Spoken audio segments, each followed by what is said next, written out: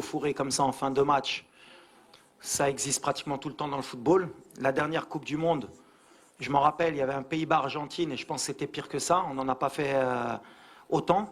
Je pense qu'il n'y a pas eu de coup de donné. Il y a eu juste des séparations. Il y a eu peut-être des tirages entre certains joueurs. Mais comme on a dit, c'était peut-être dû à la tension, à la chaleur, à l'envie de gagner.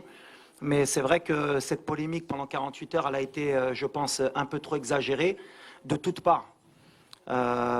Mais ça ne va pas nous affecter. Je pense que ça affectera personne. C'est un match de football. Ça s'est bien terminé à la fin. Il y a eu le respect entre les coachs, entre les joueurs. On se connaît. Et ce qui est dommage, et c'est bien que vous me demandez, c'est ce qui s'est passé après le match. De pouvoir avoir voulu me ramener dans un débat comme quoi j'avais eu des propos racistes. Je pense que c'est honteux.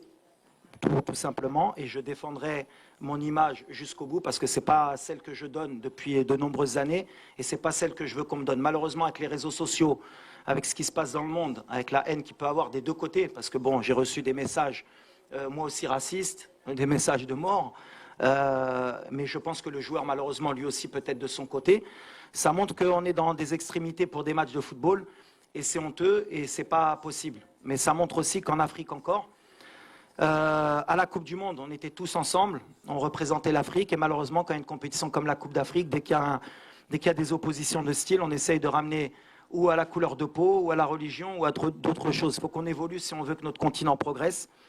Il faut qu'on soit honnête avec nous-mêmes si on veut qu'on avance. Mais vous ne tomberez jamais sur quelqu'un qui va attiser le feu. Il y a eu des choses qui se sont dites après le match qui sont irréelles et je le répète, et moi-même j'ai demandé à être entendu par la CAF.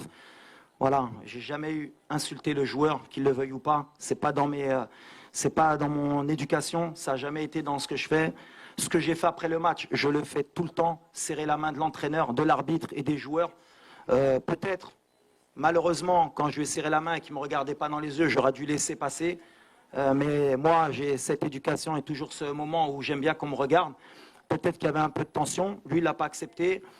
C'est comme ça, mais c'est le football. Ce que j'ai appris de ça, c'est que la prochaine fois, j'irai serrer la main de l'entraîneur et de l'arbitre et je ne me mêlerai plus des joueurs. C'est comme ça, mais ça m'a déçu parce que ça touche plutôt ma famille.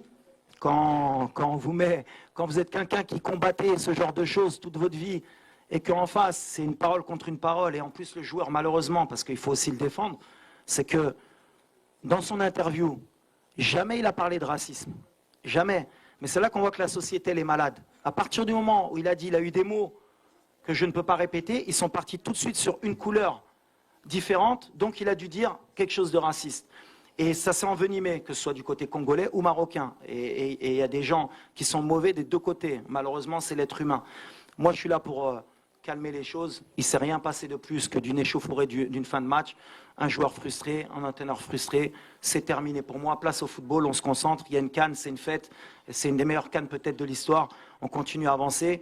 Mais malheureusement, je condamne les messages que